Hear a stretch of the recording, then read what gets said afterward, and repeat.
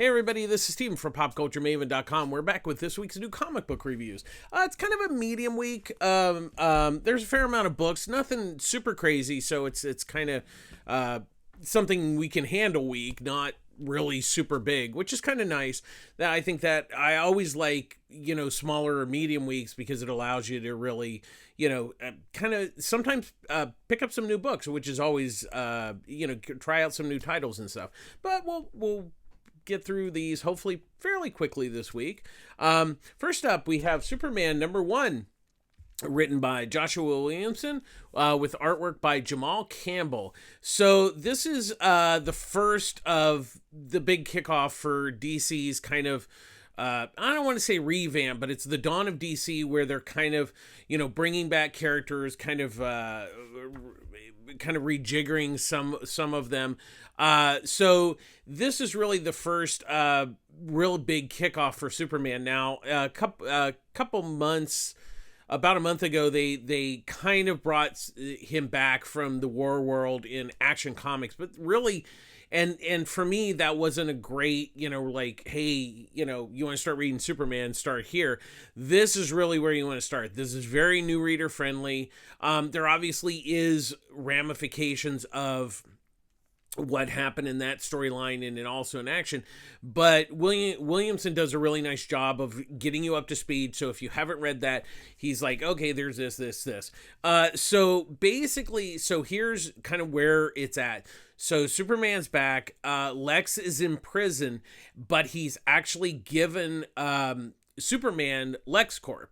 In a way to kind of say, well, you think this is easy here, now you have the keys to the kingdom. What are you going to do? So there's that.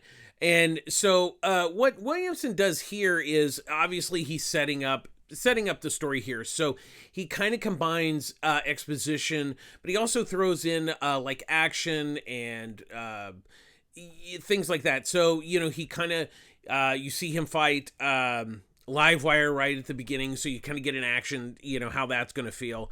You also meet Chief Krakoa, who was recommended by Maggie from Bloodhaven in the Nightwing story. So if you've been reading Nightwing, there's, they're kind of making, Williamson is making a connection there.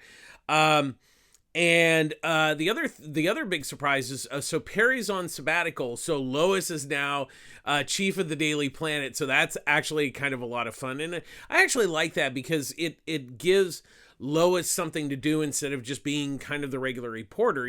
She has to kind of crack the whip, and it's actually a lot of fun. So and the other thing is also how Superman's dealing with like LexCorp, because initially he's like, I don't want it.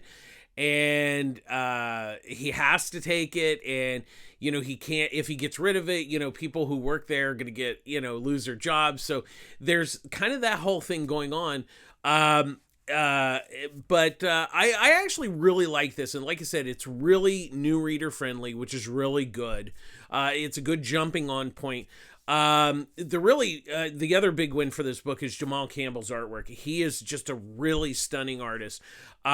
He really, to me, where I first really noticed his work recently, there was the Green Lantern maxi series Far Sector, which he did the artwork for, which is really, really great. And if you missed that, I know there's a trade of that, so definitely go pick that up, because that's a really good Green Lantern story about a female, it's like a space cop, which is really what the Green Lanterns are.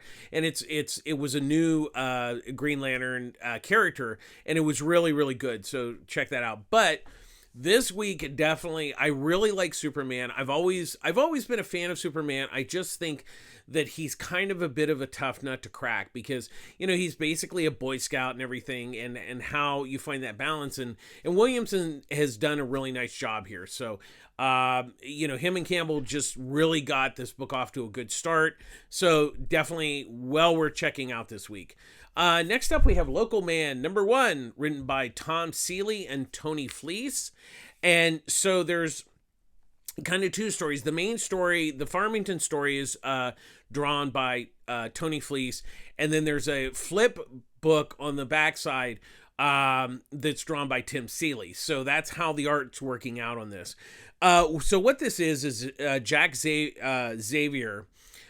He was a superhero. He is a superhero crossjack, but he was kicked out of the third generation team.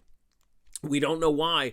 So basically, with his tail between his legs, he has to go home to the Midwest, where to live with his mom and dad. So that obviously let's all if you go visit your relatives for any short amount of time, it's always a challenge, and then going back to live with them is even a bigger challenge. So there's that going on. And it's just like, he's down on his luck, and everybody knows him as like, this hero. It's like, why are you back? And all this kind of stuff. So it's a really good setup. Seeley and Fleece have done a really nice job of setting this up to where you get to know Jack, and you kind of get to know the town and everything. And there's like, obviously there's kind of something going on with the whole third generation. So that's kind of where the flip side of the book comes in. So it's pure 90s superhero Image comics on that. And, I guess I'm assuming that's where we're going to learn what happened with Jack getting kicked out of the team. I really enjoyed this first issue. I really, it's kind of that different take on the superhero. It's kind of a more humanistic take, more character driven instead of like superhero. But then you have the backup that is pure superhero. So, it's kind of, they mesh well together because it kind of gives you both sides of the fence. Like I said, I really like the story. The Farmington stuff, the artwork by Tony Fleece was really, really nice. I'm a big fan of Tony. Obviously, he's mostly more recently known from Stray Dogs that he wrote, but he's really a good artist. And I really liked how he captured, once again, there's a lot of people just standing around talking. And if you can do that as an artist, then you've really done a nice job. The Tim Seeley stuff is pure visual 90s Image comics, Image superheroes, and that was actually a lot of fun on that. I really like this, and I think this book is well worth checking out this week. I really enjoyed it, and for me, it gives you a really good reason to come back. So that's a big plus. Next up, we have Doctor Strange Fall Sunrise #4, written and drawn by Trad Moore. So really, once again, I've kind of suggested this with the second and third issue. This is a book that you really need to sit down and read in one reading. I'm not really going to go through the plot because it's really a big plot to really kind of explain in a review like this. But I will say I really enjoyed the book.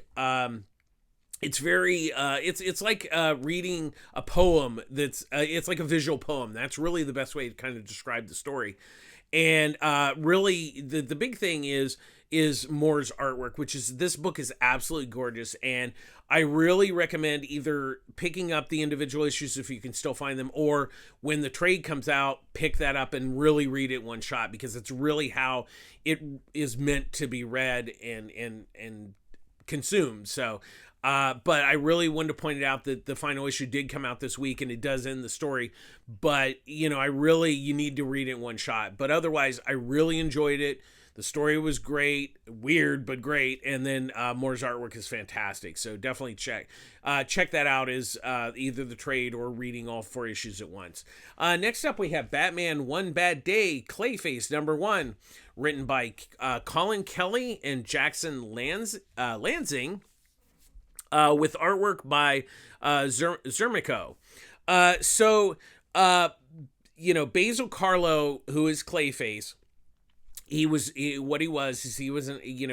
normal actor, and he drank this formula that turns him into Clayface, and of course he can kind of turn into anybody, and so obviously, Gotham hasn't been working out for Clayface, so he goes to LA to, really kind of jumpstart his acting career. And so while he's out there, he becomes a waiter like every actor does in LA. And, he meets this other waiter, and they both end up going to the same audition. And so Basil doesn't get it. The other guy does. And he gets, so infuriated, he kills him, takes his place, and then he goes onto the set and he does his acting, but it's like they wanted the other guy, even though he looks like the other guy, it's not him. And so there's this just parade of people that he ends up killing the director, and then he becomes the director, and then he becomes, he the producer. So, it's one of those things. He really just wants to kind of, make the film he wants, and nobody will let him. So he gets his way by just impersonating all these people. And then, so that's really the story. And I think what I really liked what Kelly and Lansing did here is it's, to really capture, like both hero and villains are tragic characters in a lot of ways. There's circumstances that have made them who they are. And Kelly and Lansing really pick up on this story, within this story on that. And it's really a tragedy because, yes, he kills people and everything, but he's ultimately trying to, like, he just wants to be himself, and yet he really can't. So that there's that interesting dichotomy of that. And really, it's a really great story. It's just absolutely wonderful. And the artwork by Zermico is just amazing. It's really, it's just beautiful. And the Clayface stuff is really, when he's like, changing into different, people. It's really amazing. These have all been really great books, and I really love this. This is, definitely check it out. And I think it's really gets to the heart of the character of Clayface, and I really enjoyed that a lot. Next up, we have Blue Book #1, written by James Tynion IV, with artwork by Michael Avon Oeming. And then there's a backup that is written by Tynion with artwork by Klaus Janson. So what this book is, so basically this is, it's X-Files. It's kind of X-Files, but it's set in 1961. So Betty and Barney Hill are coming back from a vacation in Montreal, and they're out in these, this wide open road, and all of a sudden Betty notices there's something kind of following them, and he's like, it's like a plane or weather balloon or something. And it ends up, it's a UFO, and it's actually following them. And so that's really the basis of the story. It's definitely very much X-Files, but from like a normal perspective. And it just really was, it was really an interesting setup. I think what it is, it's one of those, it's kind of a slow burn story, but a lot of it's very visual, and that's where Oeming comes into this.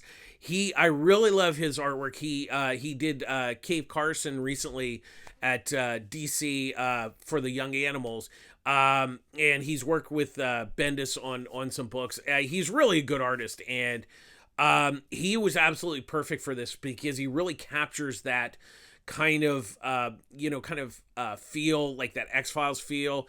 And also I loved how he used kind of a limited color palette, which really benefits the book because it kind of gives it that, almost black and white noirish kind of visual look to the artwork. And it's really wonderful. I like the setup here. I'm intrigued to see where they're going to go with it. UFO stories are always kind of fun. So I think they've done a great job. And the backup, they look to be like, kind of short one and done. They're called True Weird Stories. And the first one takes place in Coney Island in 1889, where this kid, so it starts off with this kid, Billy. And in Coney Island, there's this giant elephant hotel, and he wants to go there because it's a giant elephant hotel. And his sister's like, that's like where the prostitutes are. You're a good boy, Billy. And so he ends up going to the beach, and he meets this guy who tells his story of there was this, like, I don't know, bat alien creature that was on the beach. It was a big news story. And he basically says, hey, there's always something to interesting, keep your eyes open. That's really, it's a great little short story. I am a huge fan of Klaus Janson. Obviously he's really most known for inking Frank Miller during the Daredevil run, but he's a great artist in his own right, and always getting a chance to see Janson's artwork is always a real treat in my book. So it really, I really like the fact that it's a nice complement to the main story, and it's just like a neat little, one and done story, which I love short stories. So I really like this book. Definitely check it out this week. Next up, we have Superman Space Age #3, written by Mark Russell with artwork by Michael Allred.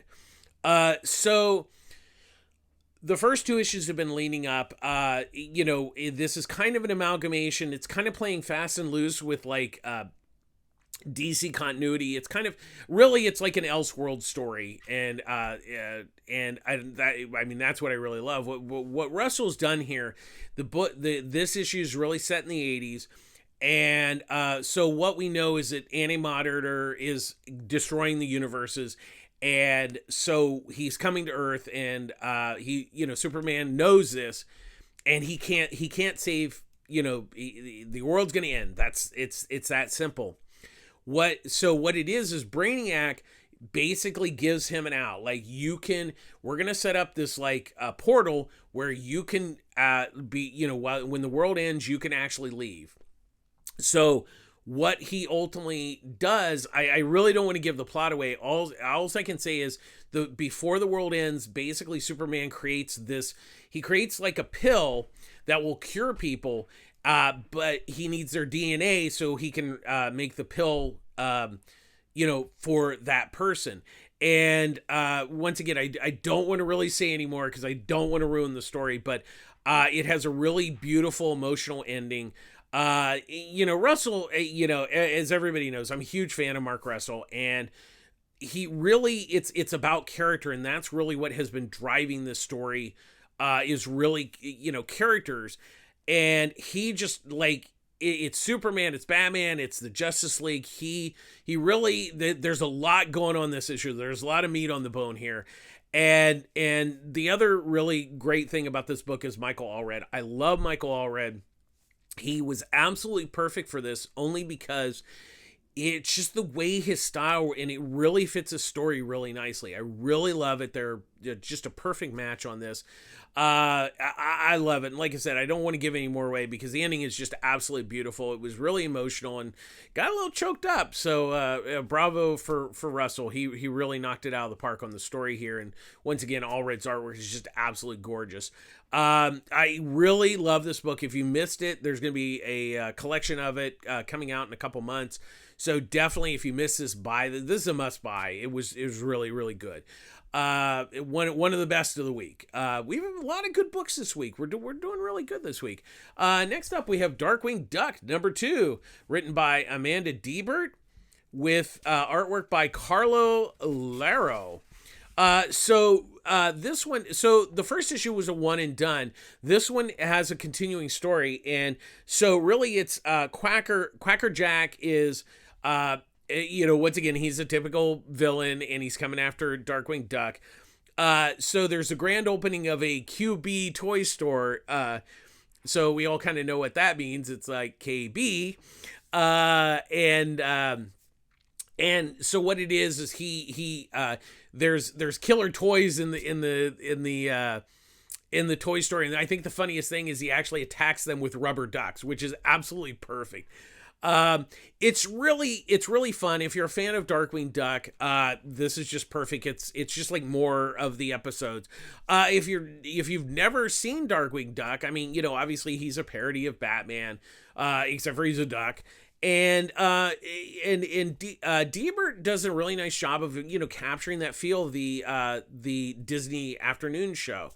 And Laro's artwork is really nice. It has that like anime, Disney style of the show.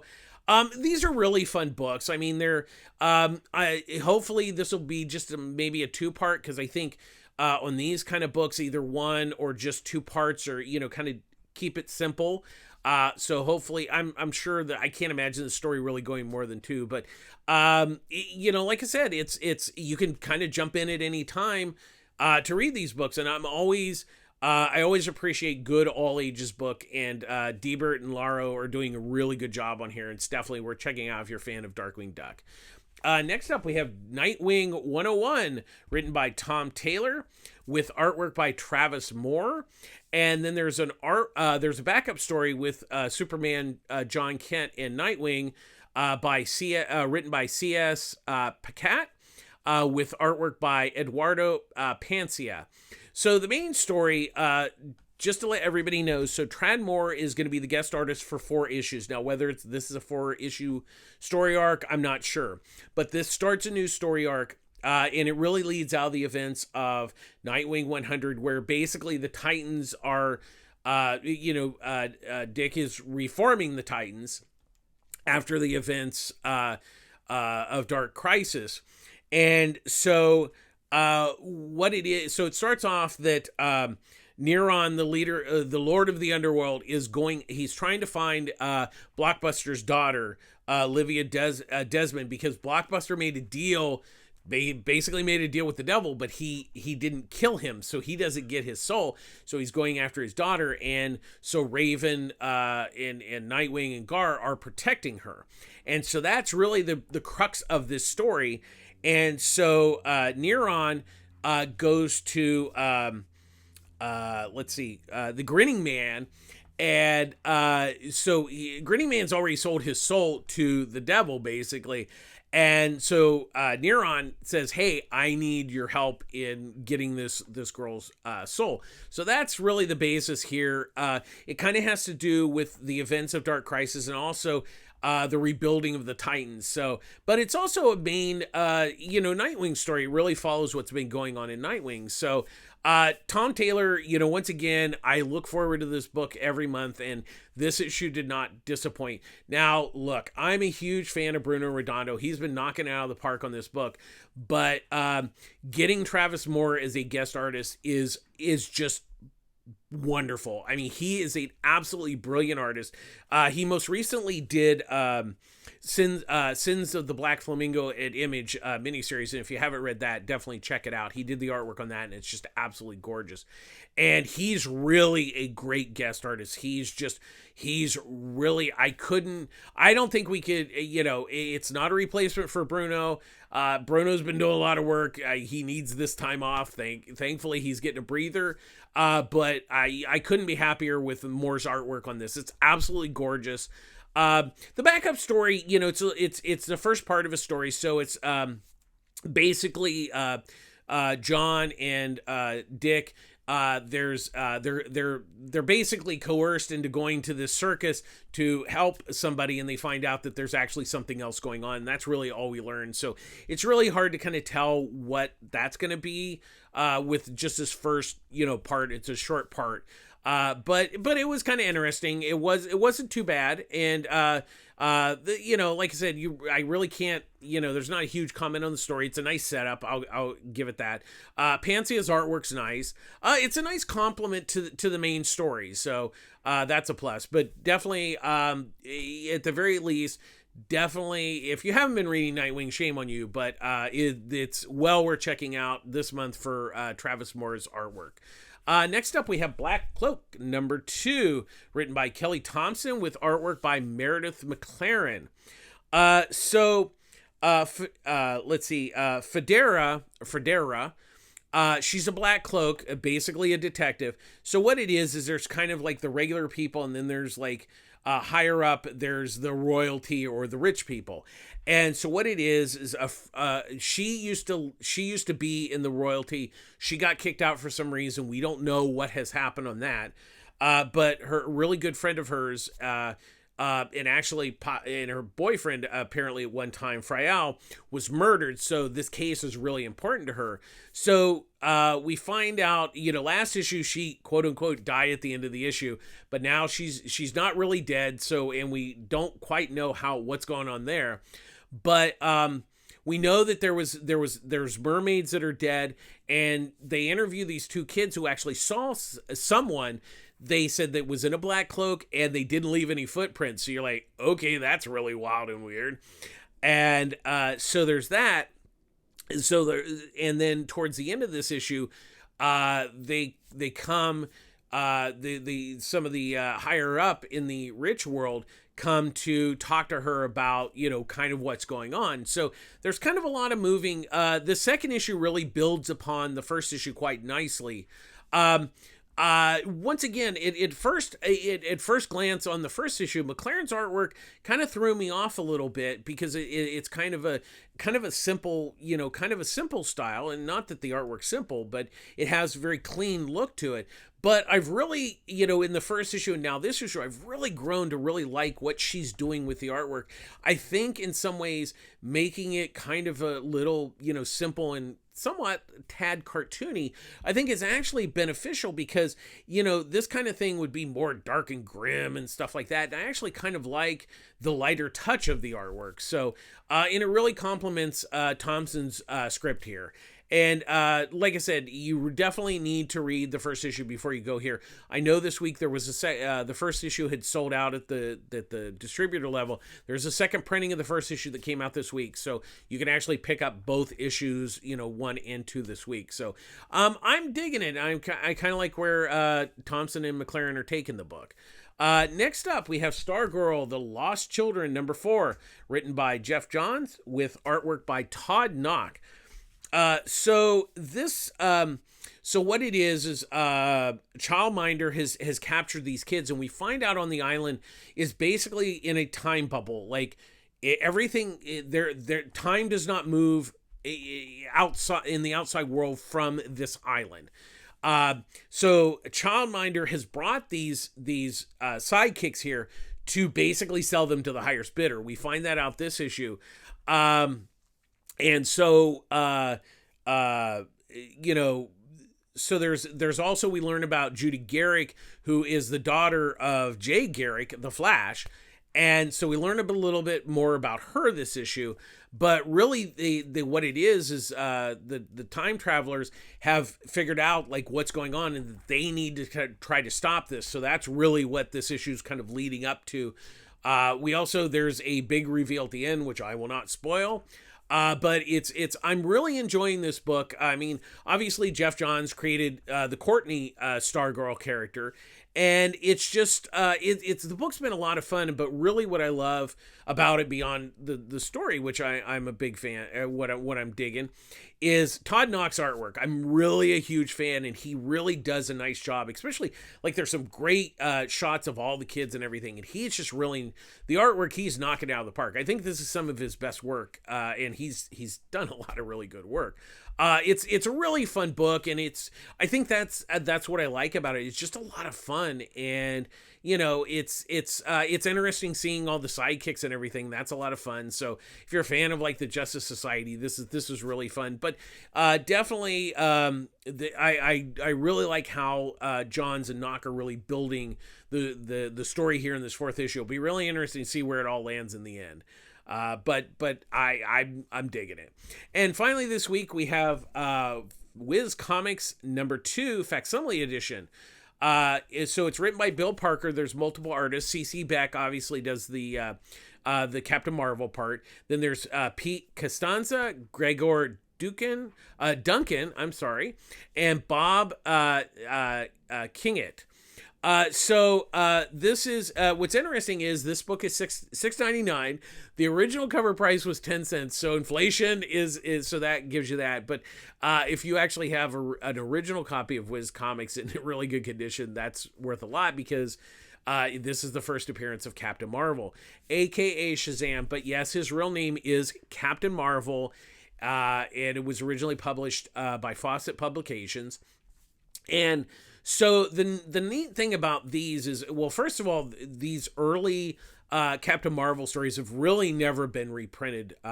So hopefully, maybe now that we have the Shazam movie and with this, maybe they'll reprint some of this original stuff. Now there is a thing. There is a lot of stereotypes and stuff like that because of the time that these comics were made.